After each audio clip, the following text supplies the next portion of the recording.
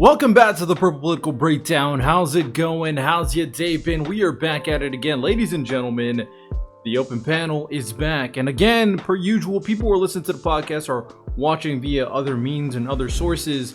Feel free to contact me if you ever want to have a conversation. These open panels is not really for the gotchas. I'm not lying like Steven Crowder does when it comes down to change my mind. This is for genuine conversation to kind of expand the dialogue.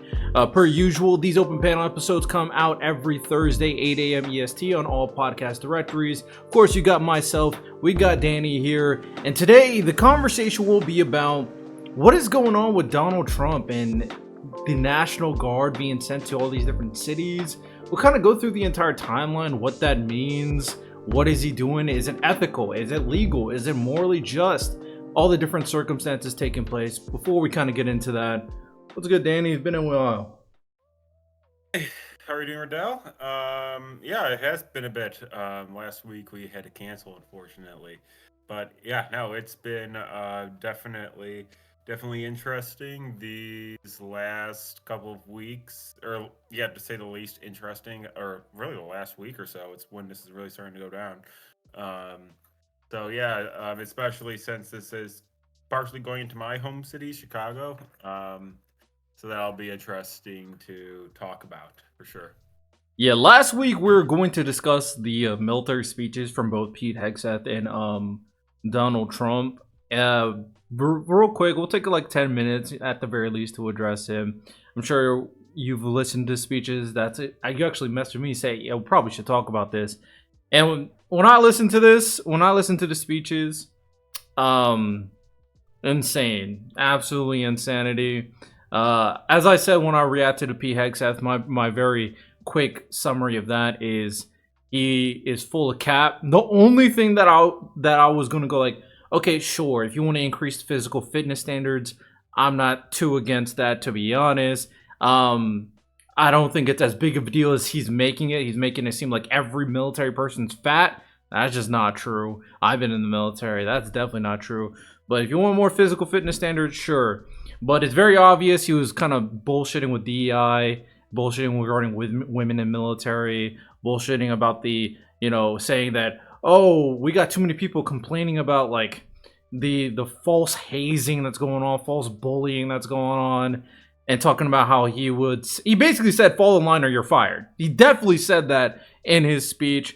And then Donald Trump, more unhinged, just be yapping. He just talking bullshit the entire time. And the biggest highlight from that one definitely was, yeah, let's send the military to the, some of the most dangerous cities and have them train there.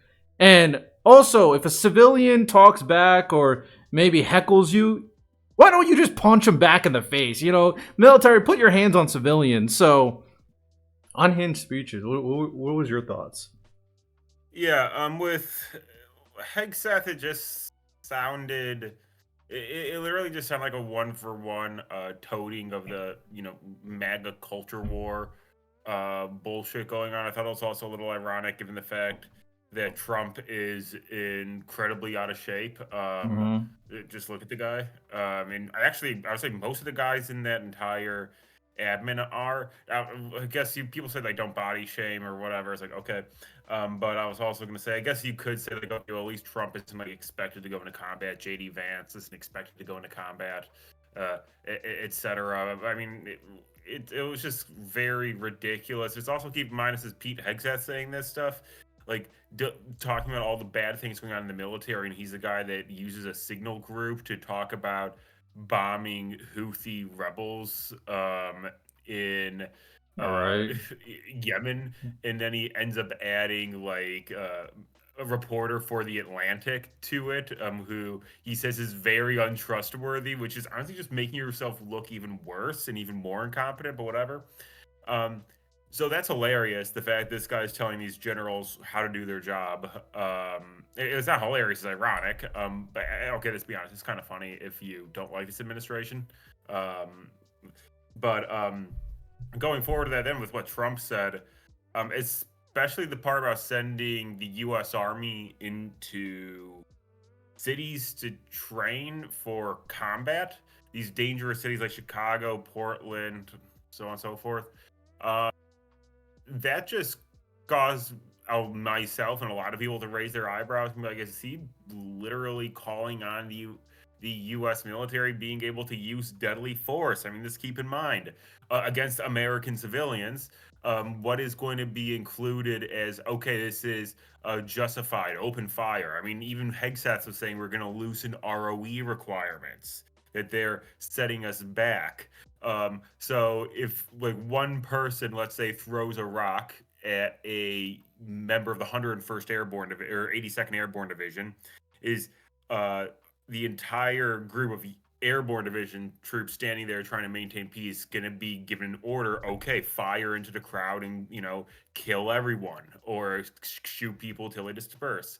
Um, that might seem very dramatic and impossible to believe, but let's keep in mind that other countries do this, like Belarus, in 2020 did this while we were having our Black Lives Matter protests. I think like several thousand people died in Belarus protesting their president, and no one talked about it.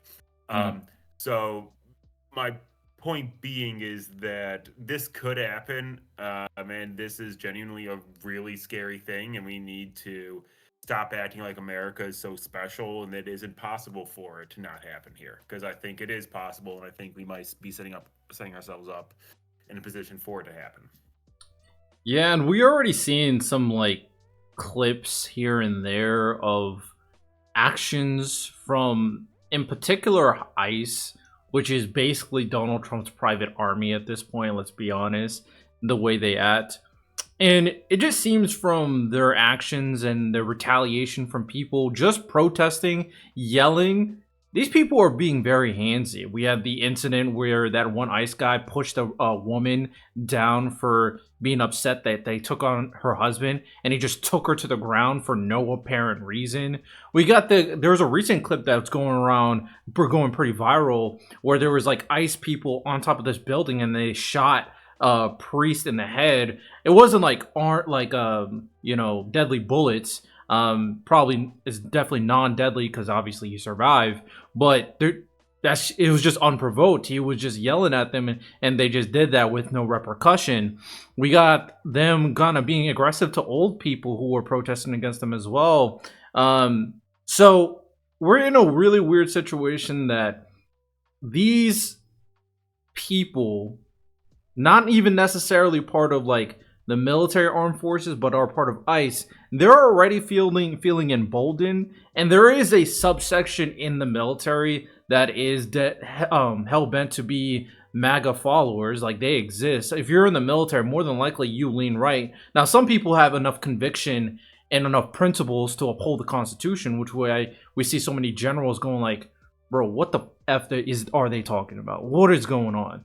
But not everybody has the power to like talk back against Trump, and people will fall in line.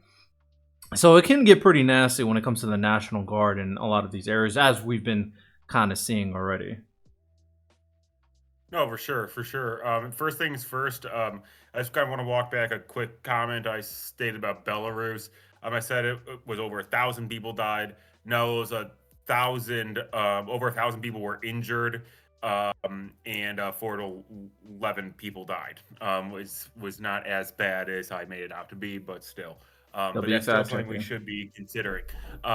Regardless, and I misrepresented that number in my head.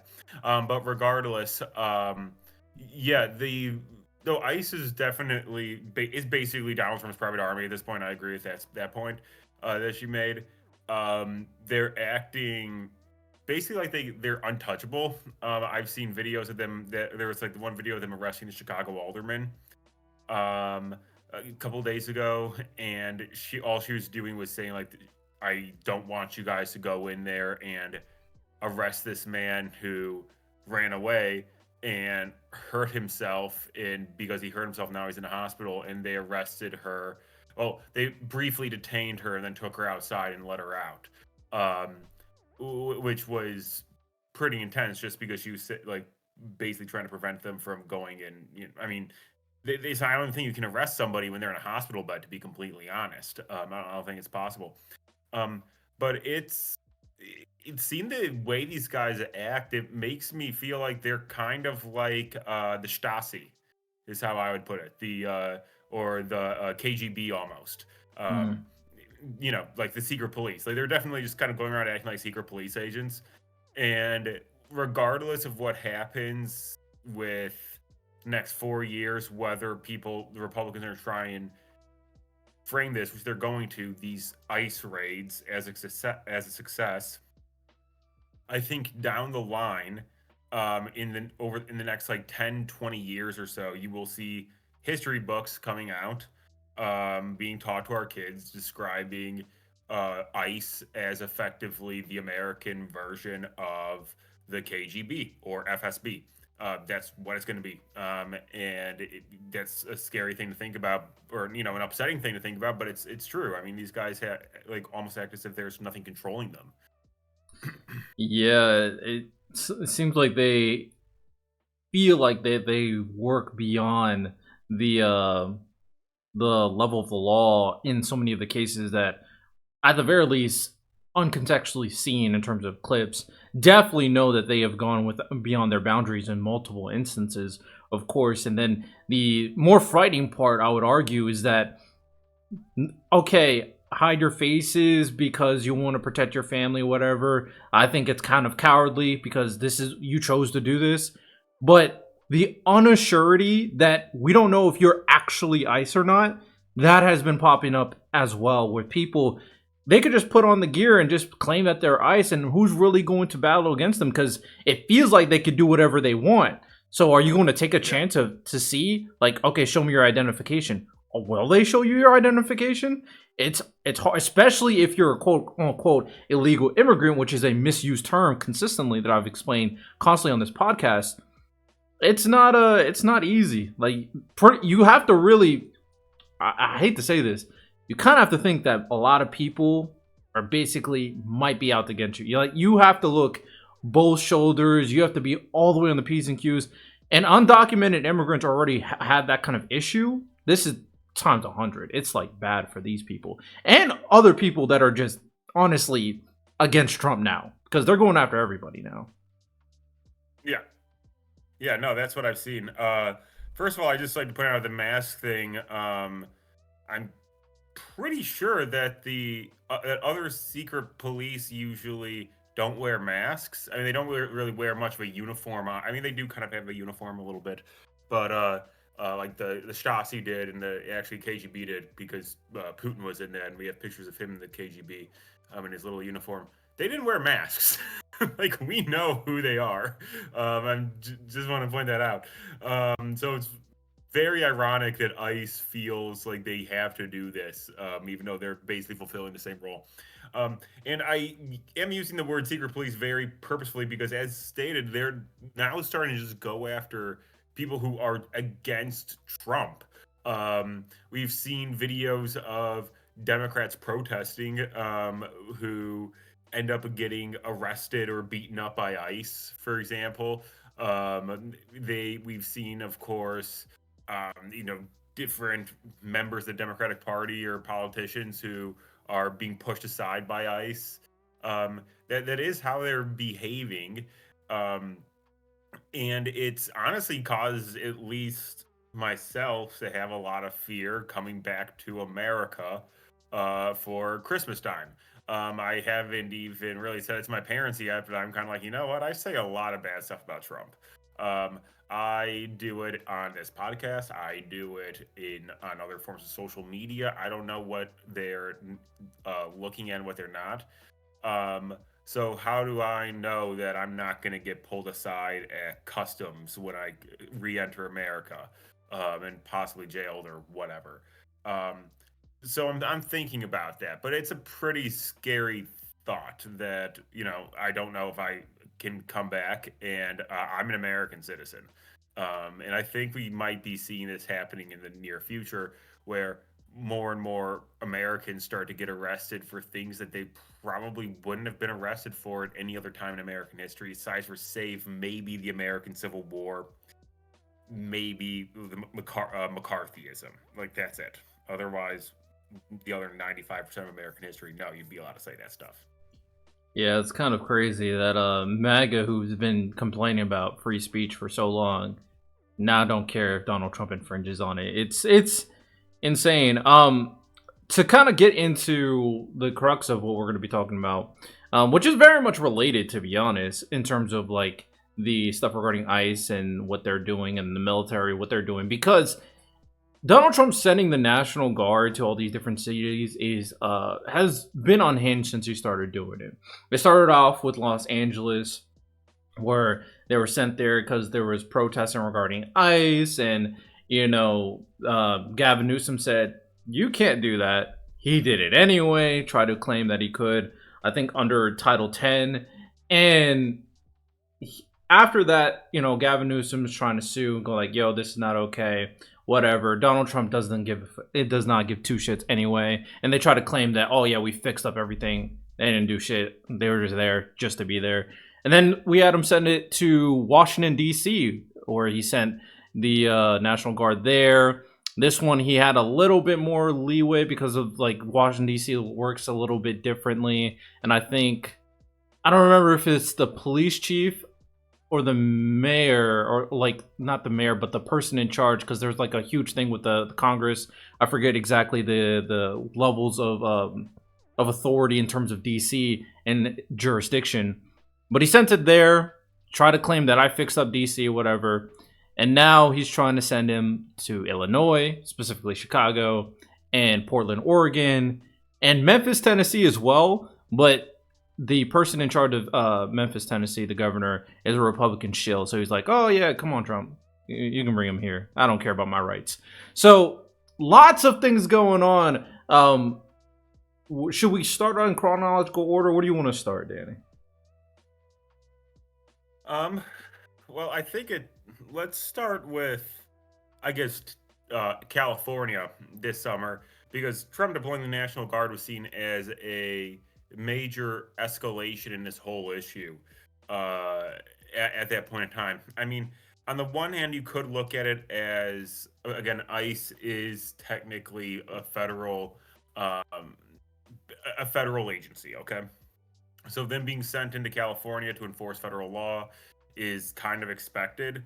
Um, However, it's the way they're going about this and just kind of arresting people who, without like much due process, in sending the consequences of being able to be sent away, that is resulting in so many Americans going on the streets and protesting against this. Um, Especially since a lot of these people, again, they may not like. I think a lot of Hispanics and a lot of Americans are concerned because it's not it's also about the racial profiling, right? Like they're totally racial profiling, and Adam Mockler makes a great point of this in one of his debates, where he asks a crowd of MAGA people, "Are you okay with racial profiling?" And all of them shouted, "Yes, they are." When it came to kicking Hispanics out of the country. Um, so it's an interesting matter, because it's the sort of thing where, yes, we did have a lot of Hispanics vote for Trump. I realize that in this election. um, but it's also ironic because it's like these people don't like you, they don't want you in the country. Like, Yeah, it's um, it's pretty obvious, um, especially from all the things they say about you guys. And you'll never be seen as an American because you're not white. um, for so sure. I try to tell these people like, yeah. out of the two groups that will be attacked the most if he is elected, it's Hispanics and trans people. And that is exactly what is happening. And still, they voted for this man. Oh, it can't be me. Well, we've been seeing the Well, we stories. saw we saw one Trump supporter who was shocked that, or actually, we've seen a few of these headlines come up with Trump supporters having either themselves being deported, or because something was wrong with their immigration papers, or whatever, they're Hispanic, or their wives or husbands being deported. There was one guy, he owned gosh, what is it? He owns a steakhouse in Texas, a Texas Trump supporter, um, restaurant owner, deported. I think I Trump know. Burger, the owner of Trump Burger. Yeah, Roland Oh Name. yeah, that one. Yeah, yeah. He might be getting. I don't think it's been confirmed yet. Doesn't look like it, but he might be, shipped out. We won't have him, so Trump loses a supporter. He'll be sending one of his big best supporters away. Um, but yeah, that's one of the interesting things with this, or not the interesting things. But that's why a lot of people are upset about this. They see this as racially targeted, and they don't want this to happen to other Americans. And there are a lot of Hispanics who have been living here for a very long time, even if they, their papers aren't in order. They haven't done anything worse beyond not having their names registered or whatever. It's not like these guys are selling drugs to children on the streets or murdering people or anything. In fact, I'm pretty sure we have more Native Americans doing that, quote unquote. Um, so that's why people are really against this. And then Trump sends in the National Guard, which just gets people even angrier and makes them feel as if, like, okay, are we going into a civil war? Um, and that's where we saw it start with California. And you are starting to see more and more commentators use that language of, is this in a way turning into a civil war? And that's a question we need to ask: is when will it go over that line? I do think we need to loop back to that question. I do think it's important Yeah. to, because of how the situation between Chicago and Portland is panning out in particular. And Yes. a lot of what Trump is saying is making it very clear that he doesn't really care. He's gonna do it Yeah. anyway. So we'll kind of loop into that again. So I made sure to get on our P's and Q's and understand like what is the National Guard for. We kind of like people for the most part know that they're here to handle business for things that are typically domestic issues that happen in America, and whether that's a like national emergency, for example the wildfires, they would help with that, or it's like some big large scale like organization they got to deal with in the United States of America, they'll deal with that. When it comes down to it, the authority to use the National Guard typically comes from the governor of the state. That's where it typically comes from, or at the very least a combination of the two. The only time where the president of the United States can go ahead and go like, I do what I want, is using the term, which is what MAGA's been using, called Title 10. And the definition, or like what it says in terms of what the president can do, is that the president may call into service or call into federal service members and units of the National Guard of any state in such number as he considers necessary to repel the invasion, suppress the rebellion, or execute those laws. Those are kind of the three big principles in terms of why he could use the National Guard. Repel the invasion. Is there invasion? No, there's no invasion. They haven't been able to prove invasion. No matter how much they lie about Venezuelans coming into the United States of America, no, there's no invasion. Suppress the rebellion. The like couple tens of people protesting, that's not a rebellion. And they try to create this whole narrative. Oh yeah, they're burning down. That wasn't happening. This wasn't BLM. There was just people, maybe one or two person being crazy, but other than that, 99% of the people were peacefully protesting. So, Yeah. they were not suppressing the rebellion.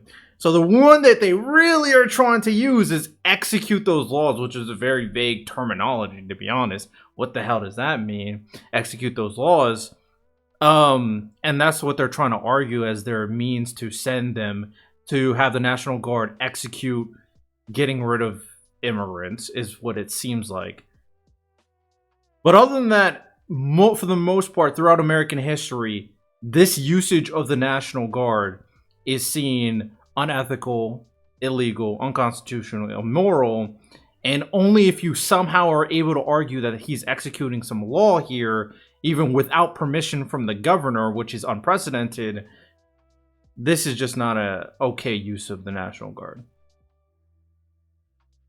No, it's not okay. I mean, I'm already in agreement. It's not an okay use. The closest argument I've seen anybody using is that we utilized a Title 10 or rather, Eisenhower utilized Title X to get the Little Rock Nine into the schools when we were integrating schools in the South, Right. and Arkansas refused to cooperate. That's it. The closest thing I feel like that Trump could possibly use is that these states aren't upholding federal immigration laws.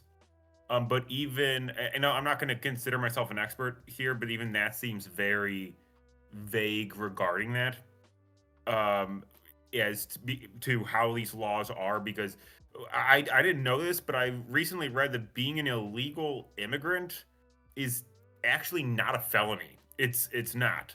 As far as I'm correct on that, right? Um, from what I'm aware of, because typically when people use the term illegal immigrant, and the people that they typically go after are actually like undocumented immigrants that are in the system. So these people are in a system. It's just people have a misconception that they just walked across the border, which that's just not the case. They're usually waiting for a process, whether that's waiting for the asylum process or whatever. So a lot of these people who are undocumented immigrants, you may want to argue that, you know, they can be late on certain trials or whatever, and the asylum process is very inefficient. Sure, but the people that they're going after are not criminals at all. The mass majority are not criminals. And even under the Biden administration, when there were criminals in the United States of America, those people would get deported, which is why Biden and Obama had immigration numbers where they would deport people. Deporting people is fine. Going after people just to go after them without just cause or due process is a different story altogether. Yeah, yeah, because that seems to be more of the issue here. Because of course we've had people get deported for I mean, basically since the 1920s, we've been is when the United States really starts cracking down and enforcing these immigration laws. You always hear people, especially white nationalists, talk about wanting to bring back the immigration laws of the 1920s that prevented basically brown people, Jews, and Italians from being able to come to America. Back when we hated Italians. But kind of going forward with that, that was my perception of it. Is that these people, the worst they've done is they've overstayed their visa, or something's gone wrong with their documentation, and for that reason, they're technically in the country illegally.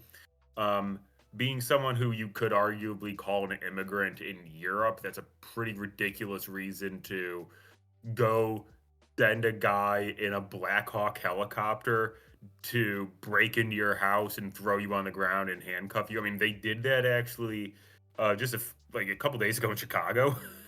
I mean, this sounds like they're Yes. going after Osama bin Laden or some high value target, and it's like no, they're going after kids. And in the end, it turns out they only arrested two gang members, and everybody else that they arrested were either undocumented or were documented in the United States or were even American citizens. Like that's insane to think. Like there's no way you could possibly be trying to justify that, but people are. Um, And they're trying to frame and it like the what yeah, a Trend Arwagwa gang is like taking over Chicago, and we need to save Chicago from themselves. I heard that stupid claim by Stephen Miller that black people love that we're helping them in Chicago. It's just oh, crazy, they and I definitely for sure. don't. And I just want to make sure, with the Dwight Eisenhower case, because even that Yeah, situation was different from what Donald Trump is doing now, because he's using it against the states and against the people. In Dwight Eisenhower case, from my understanding, is he used Title X to desegregate Arkansas. yeah, So in that situation, they were supposed to, remove segregation, which is obviously, if you know about segregation, you learned about it in school. Maybe you paid attention in history class, which is a process that schools use to separate black people from white people, which is not good, obviously, and a lot of racism there. And Dwight Eisenhower said, "Nope, we don't want to do that anymore." Arkansas said, "Nope, we want to stay in and stay and become. We want to stay being racist."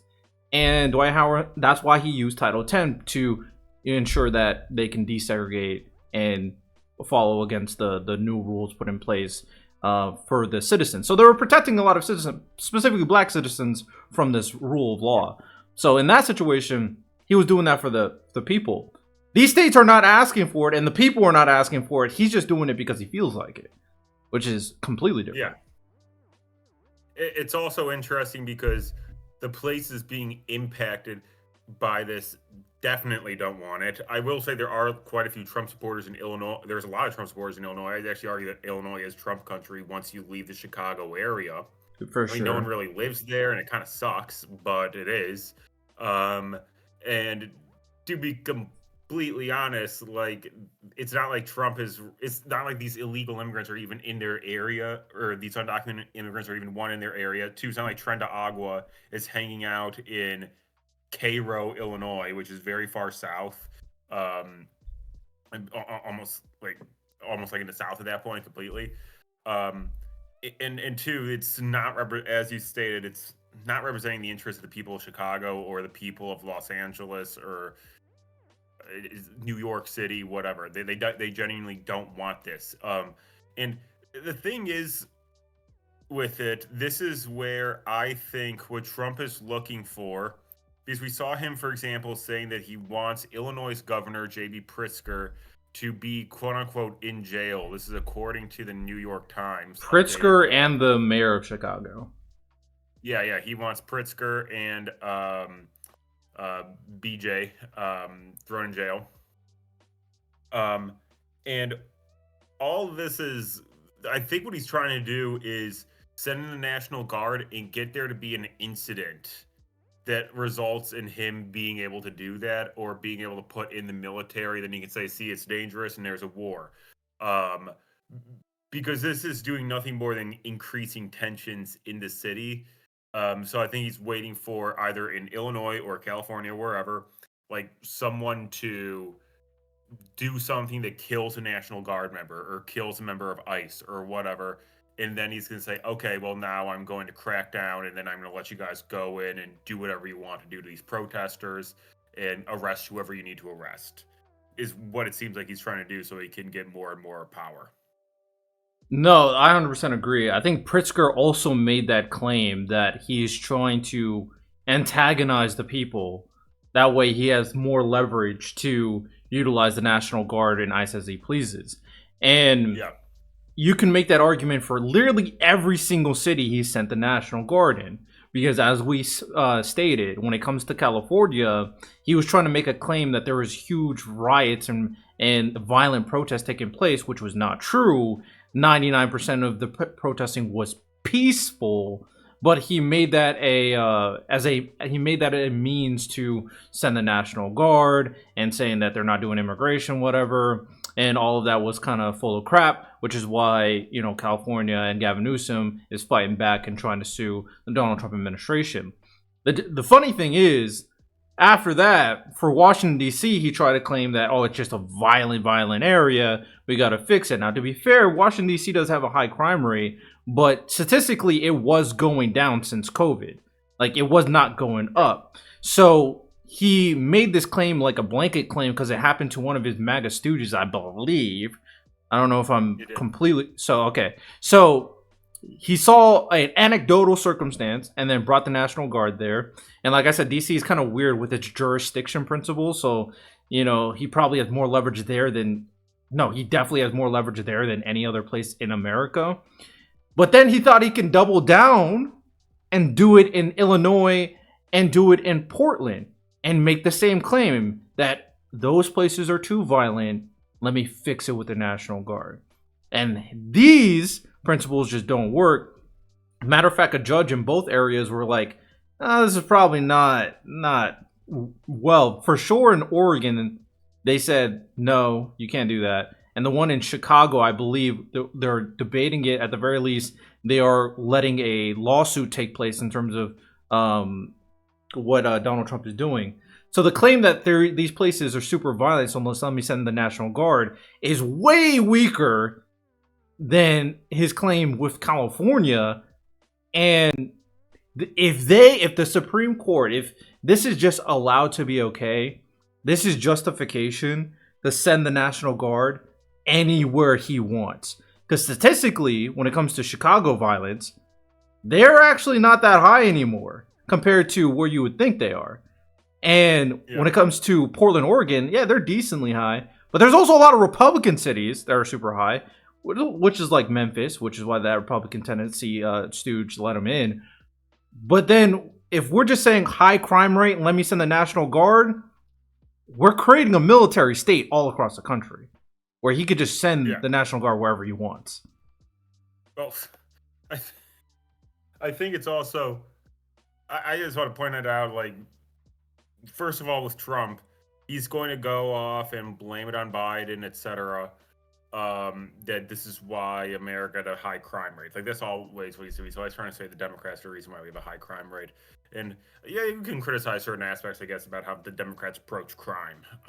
That's, for sure. They're having really stupid policies that the Democrats, for example, carried out during the COVID era. With Kim Fox before, they made it so you couldn't go to jail unless you stole $1,000 worth of an item from a store, which was done as a way to make it so effectively they didn't need to arrest so many people breaking into stores in Chicago after George Floyd's death. I really disagreed with it. I thought that was stupid, but whatever.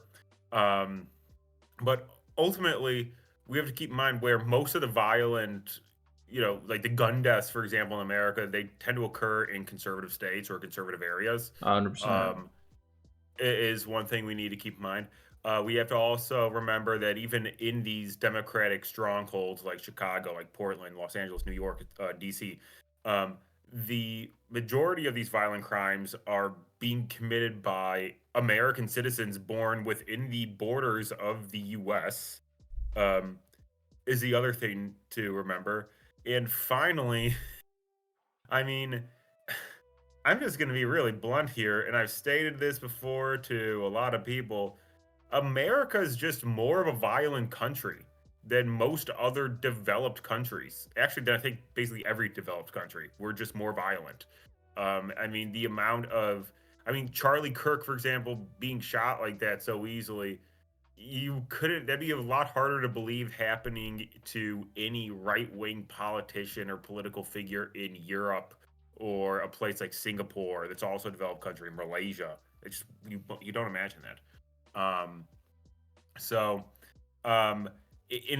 think it's ironic because you'll hear Trump supporters go and say America's the greatest country in the world and then talk about how dangerous these places are. And it's like, dude, like, you're completely contradicting yourself. It's definite, whatever.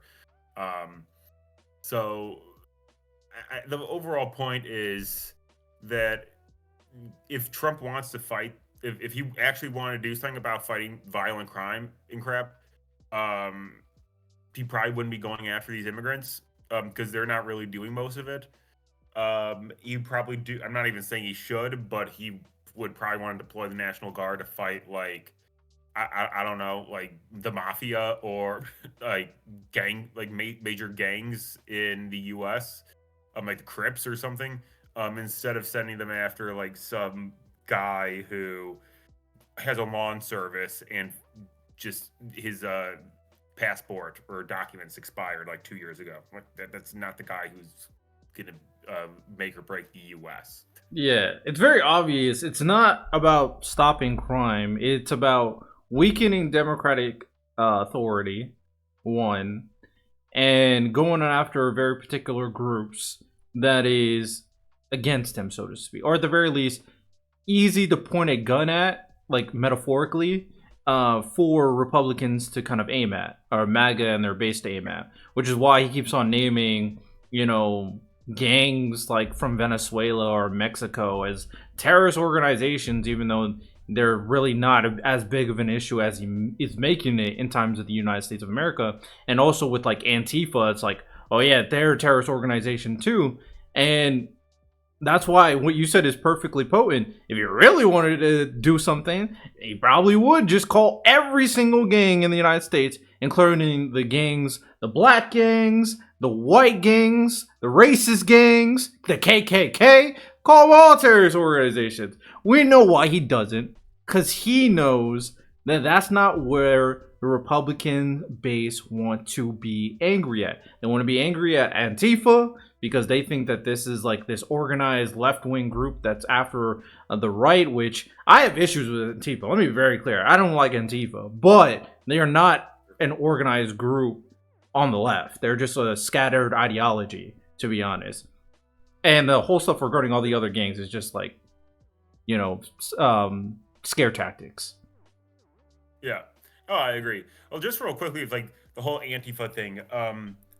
I one, it's again, they're not organized. It's not something like Al Qaeda. It's not like Hamas. It's uh, not like any terrorist organization we know where you can pinpoint a leader and who's leading it, etc. No, this is more of like this ideology. But two, that's the thing. They don't even have like a consistent ideology. Like for the most part, the majority of them are extremely far left. And that's why I can't stand them is because they're really far left and they completely gatekeep what it means to be anti-fascist. And it's kind of like if you aren't as far left as me, then you are fascists, and we need to stop. We need to kill you effectively. We've seen them. We've seen Antifa members talk about that, like even like Democrats or moderate politicians in other countries. Like I would consider myself anti-fascist, but I wouldn't consider myself Antifa because Antifa is just like this total other, spectrum of nut jobbery. Um, and finally, what's also again concerning about it though is like me, I just call myself anti-fascist. I'd assume you in principle are anti-fascist. I'd assume most normal people are anti-fascist. Problem is, though, that makes you Antifa. So does that mean that the majority of people are terrorists?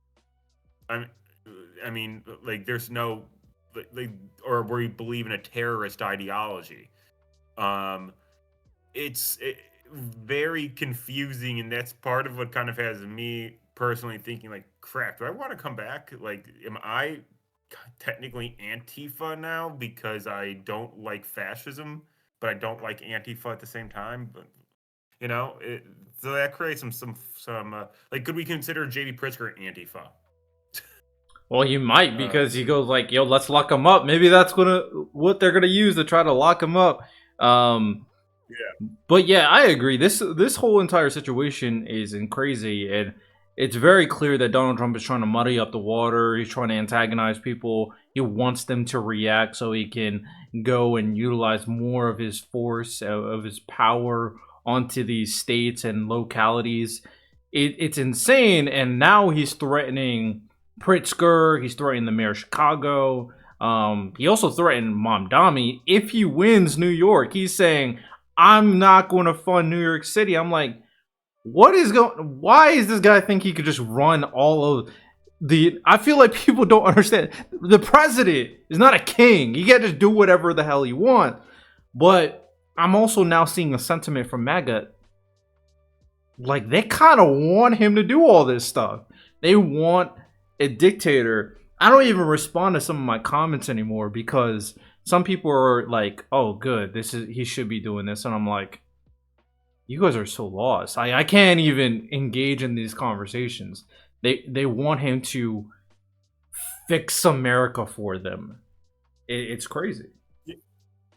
yeah, no. Well, going off that last point there, I think we have to keep in mind when it comes to MAGA, a lot of them either they have their heads in the sand, um, which is kind of what I hope. But I think, actually, I don't know if that's worse.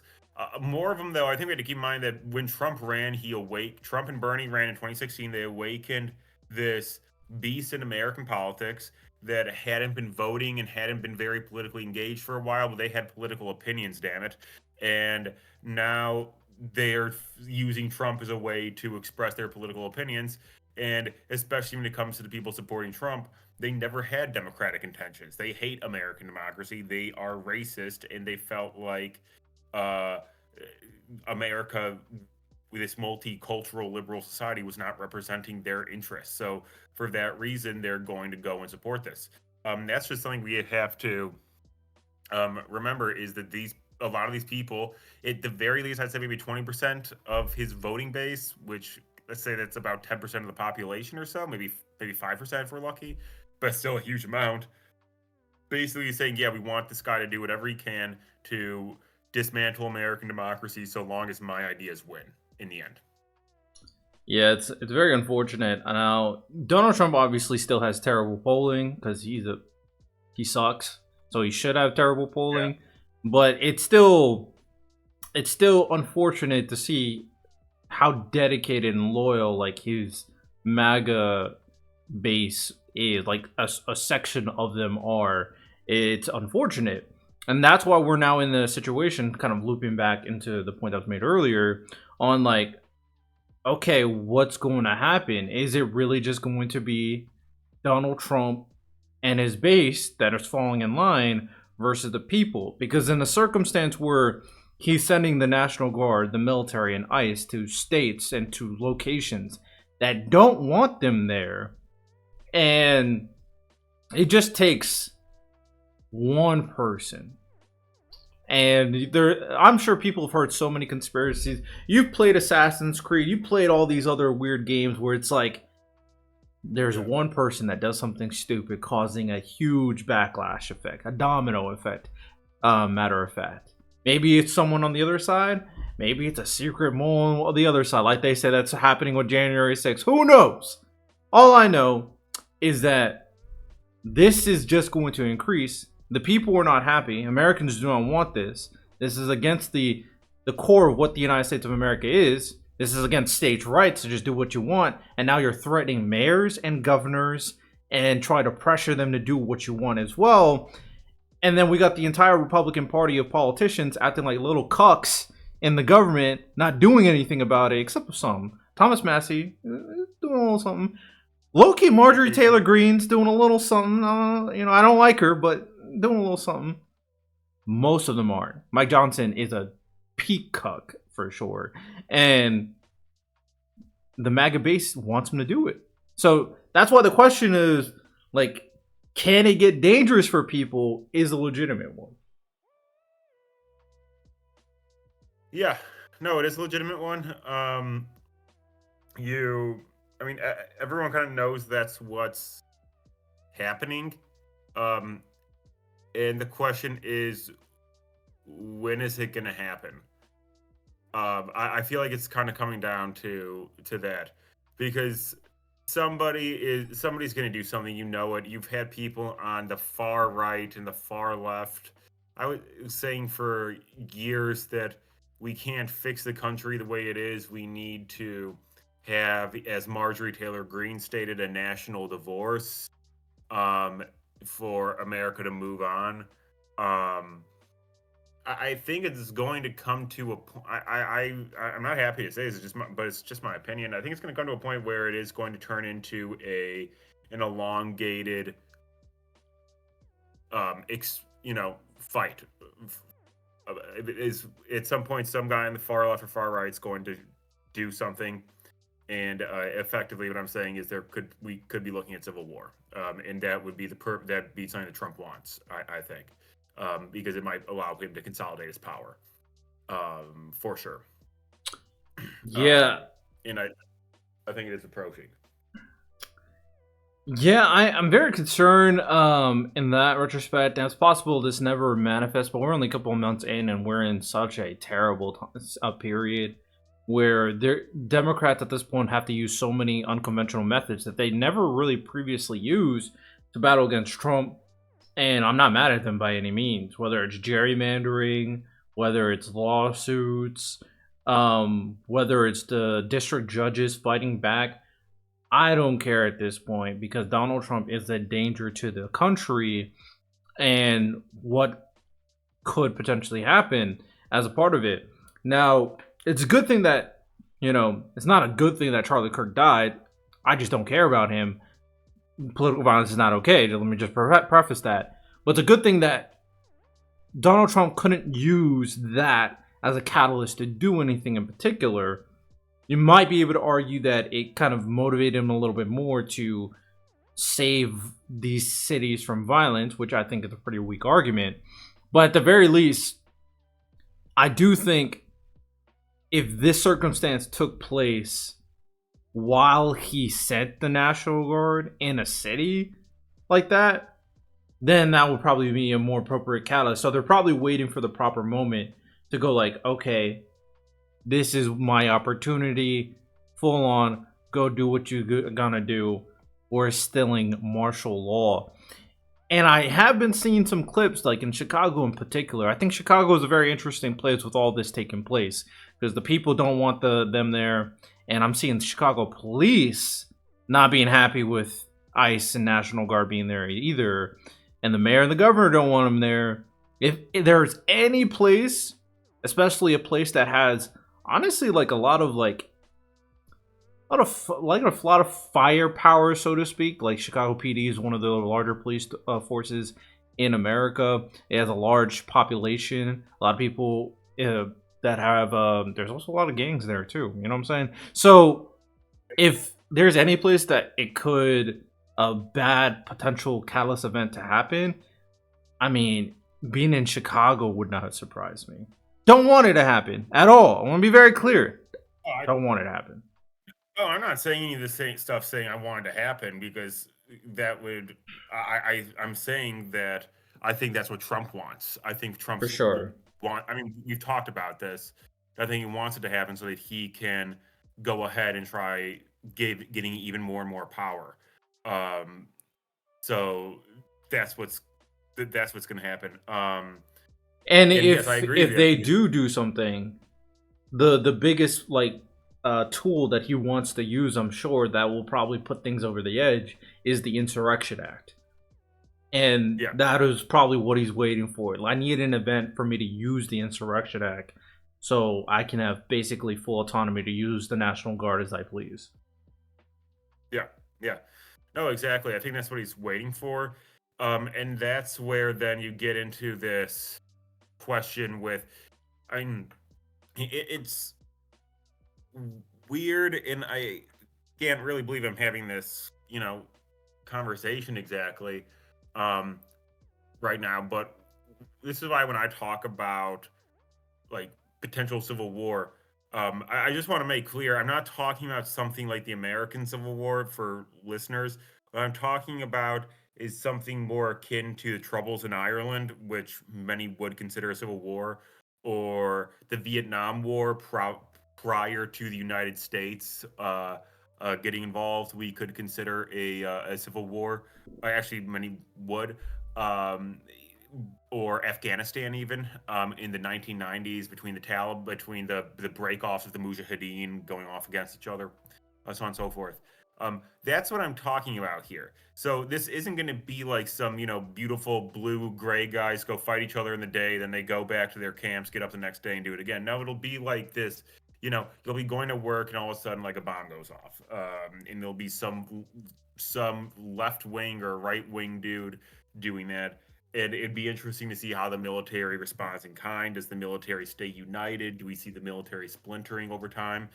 Because people are like, I'm not following these orders. These orders are incredibly bad, or we see use the threat. Um, I'm just being honest that this is my prediction, and this is something that people should really take into consideration about how horrifying this is.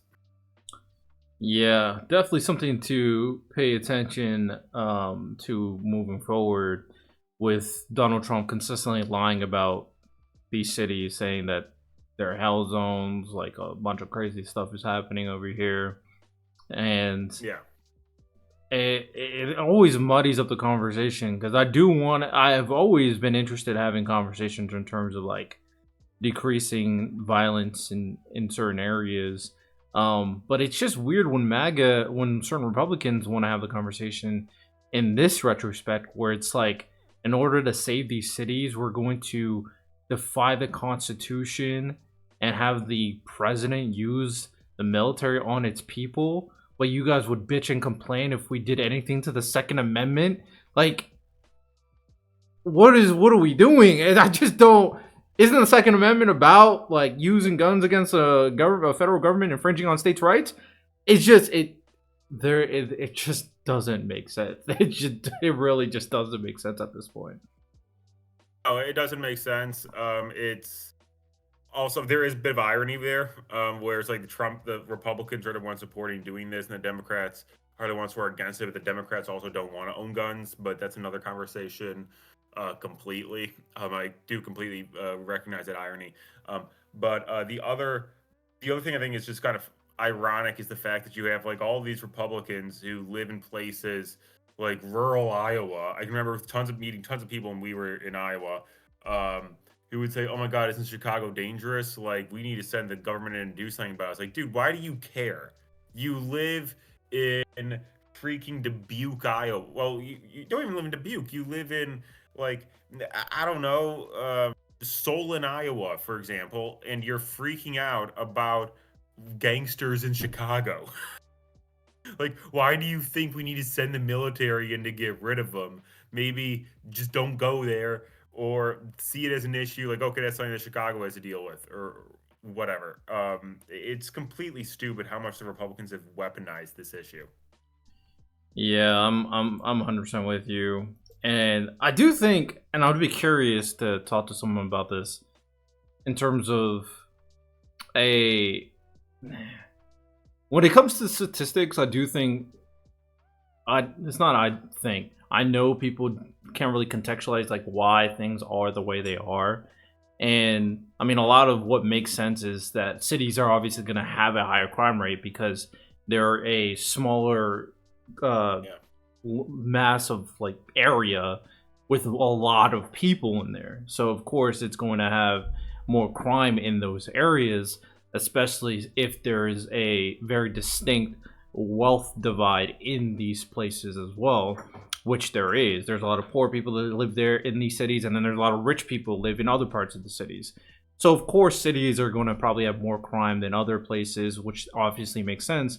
And then you compare that to Republican. Of course, you guys don't have as big a city, so of course your cities are not going to compare to most like Democratic cities for the most part. But if we're talking about overall violence for the state, y'all are up there. You are 100% up there. But it's interesting how MAGA always tries to boil it down to the city because Democratic cities also flourish more than Republican cities. So that's why they're so goddamn big too. It's Oh yeah. Well, it's just weird. Go ahead. the cities that are the cultural hearts of the United States are Democratic cities. Just keep that in mind. Nobody gives a crap, for example, about like Boise, Idaho. Maybe Boise might even be Democrat, maybe it's Republican. I don't know. I don't really care. But boy, nobody cares about that city. Nobody cares about that state. I'm not trying to be mean, but it's true. Um, and let's also keep in mind that when it comes to like all this crime rate, we could easily talk about all the meth gangs and biker gangs that tend to lean more right, I'd assume politically, Mm-hmm. in places like Nebraska, in Indiana, rural Illinois, Wisconsin, so on and so forth, who just sell, drugs. They do commit crimes. They're oftentimes well armed to a surprising extent, etc. And you don't hear Trump going around saying we need to get rid of these people. Because why? Well, it's kind of like this aspect that you kind of forget about a little bit in that happens when it comes to American crime. But then it's funny because one of the most popular forms of entertainment in the last 15 years, Grand Theft Auto 5, literally has you play as one of those white trash right wing people, Trevor, who lives off in doesn't even live in the city. He just sells meth to people. And it's like, okay, look at what this guy's doing. Like, this is kind of, a bit of I mean, Grand Theft Auto is great social commentary, and they're really bringing that in and saying like this is And an some of the issue. most popular Uh, TV shows of all time embrace violence yeah, too. Like Breaking we Bad. got Breaking Bad. We got I haven't watched it. The Sopranos, which is a mafia show, right? Yeah, The Sopranos does talk quite a bit about that. They all live in the suburbs of New Jersey, as well. All of them are Republicans, actually. That's a big topic in The Sopranos, is how they're all voting Republican. And Tony Soprano's really concerned about terrorists in the United States, while he's also wrapping piano wires against like people, while he's taking his wife to, or not his wife, his daughter, to visit colleges. That's a great episode, in fact. And the Wire also talks about it, though. Sopranos. Gosh, those are the two really big. Those are three really big ones to talk about this. But the point, and then you throw in Grand Theft Auto and possibly Grand Theft Auto 6 at this point. The point being is this is a real aspect that we just don't do anything about. And I can remember when we lived in Iowa, well, at least I stayed there after graduating. I met a surprising amount of people who have uncles or sisters or whatever who are meth addicts, or who have connections with these like meth biker gangs, and I was kind of sitting here thinking, like, what the fuck? Like, this is not something I thought I'd hear about at all. Like, this is just completely separate. It's it's insane. But no, the Republicans don't want to do anything about it. They want to take care of these gangs in Chicago and Los Angeles, etc. They're really obscure about it, and they seem to only really go after um, I'm Hispanic people, Yeah, most of whom are not violent. they can't even take care of their own like places most of the time. These Republican states, like a lot of their schooling, their public transportation, obviously gun violence, and a lot of stuff because of like the smaller like towns and stuff.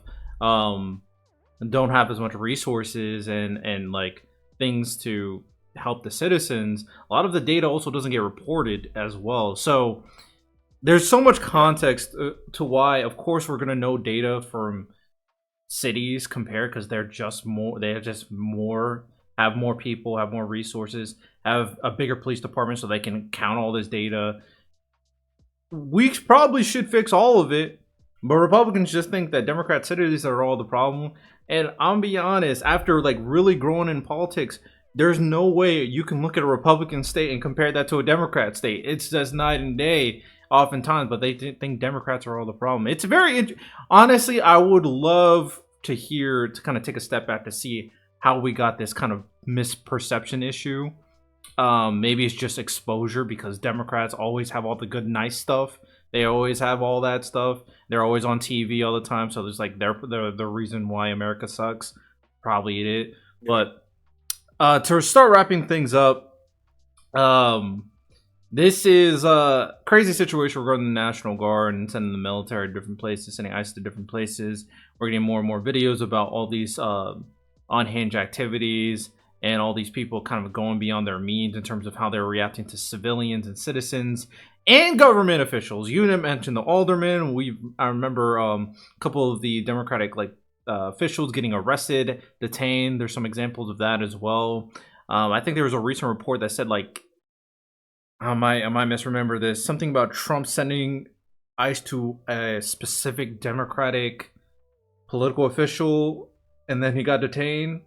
I think I saw that. I'm pretty sure I saw that report, but I could be wrong, so don't quote me on that, people, if you're listening to this podcast episode. I'm usually right, though. I'm just saying. I'm just usually correct about this stuff. So what is next?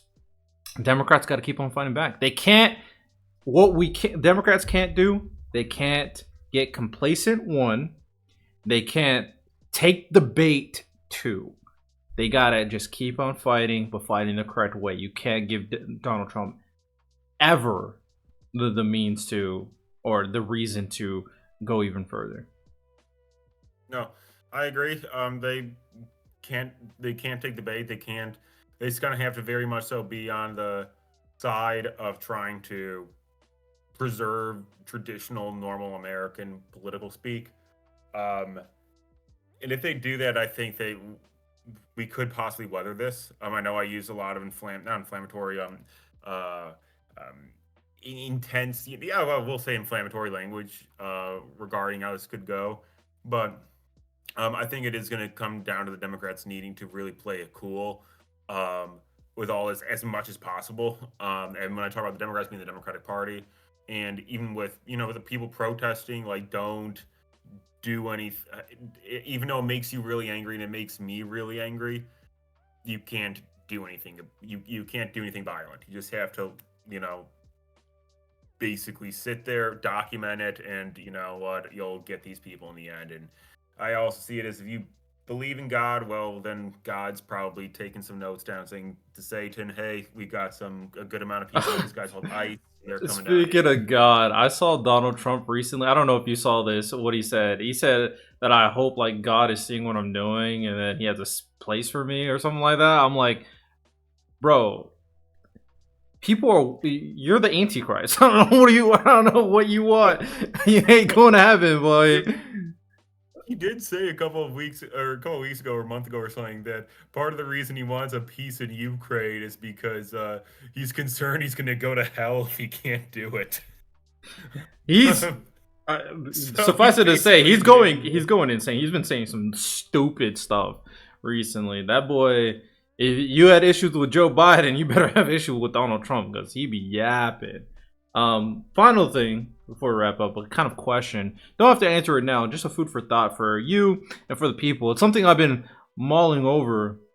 When, I'm not saying if, we are manifesting this shit. When the Democrats take back office in both the midterms and eventually the presidency, would you? I don't want to make this sound too aggressive, but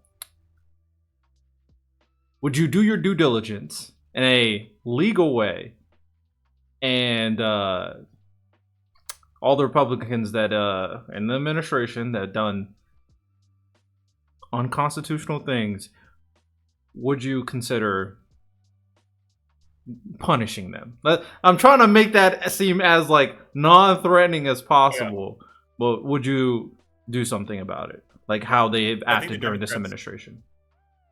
I think the Democrats are, and yeah, I think they're going to have to go after some of these people. I think that it will be beneficial to the Republican Party, but then again, I don't even think there really will be a Republican Party after this, or it's just going to turn into a shell. Like I think we're seeing it kind of die right now with all this crap. And I think it would be actually very smart of the Democrats to go after the Republicans going off and sponsoring doing this illegal crap, and to hold them accountable. And the Republicans, of course, are going to go call it a political witch hunt. But the fact of the matter is they're engaging in, constitutionally legal things. And I think it's also necessary in order to preserve American democracy for the future, for the next, several generations. But I do think that even after these last 8 years, i.e. 2016 to 2020, and then 2024 to 2028, I think it's gonna be doing a bit of a generation or 2 generations worth of damage to America, and we're gonna really need to deal with this for at least 20 years. It's gonna be in the cultural consciousness. Yeah, it's you hate it. Never was a big fan of like the political using political power to go after your. No, I used to not even call them enemies, just like your opponents. But I try to tell people now, the reason why my platform has kind of changed to not just be, all nuance, even though nuance is a very important part. I don't really consider myself Democrat necessarily, but I am Team Democrat until Donald Trump is gone. And it's purely because Donald Trump is the worst president in American history, and he has the opportunity to destroy America. I don't want that to happen. So, we done with Donald Trump. We done. That makes sense. For sure. All right. Appreciate everybody who listened to the podcast, of course. If this goes out in the video, appreciate everybody who watched the video version of the podcast as well. Of course, if you guys want to join the open panel conversations, feel free to let me know. We'll be back consistently every Wednesday, 6:30 p.m. EST, recording these episodes. And there's always something to talk about.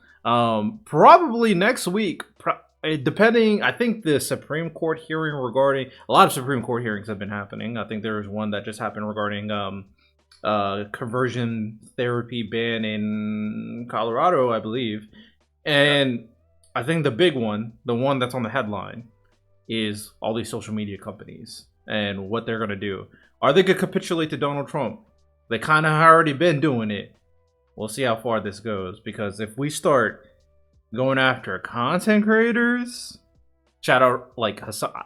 I don't like Hassan. I will advocate for him not getting locked up, going after, getting attacked. That's just not okay. So that we're probably going to talk about that next week. That's probably going to be the headline. I think go after Hassan. They're going to come after the moderates very easily. Yeah, probably gonna make Destiny too. Hassan and Destiny, those are probably the 2 big ones. So it's pretty nasty stuff. Shout out free speech, only for Republican, I guess. Hope you guys enjoyed. Rated 5 stars if you do. You have a good one. Take care.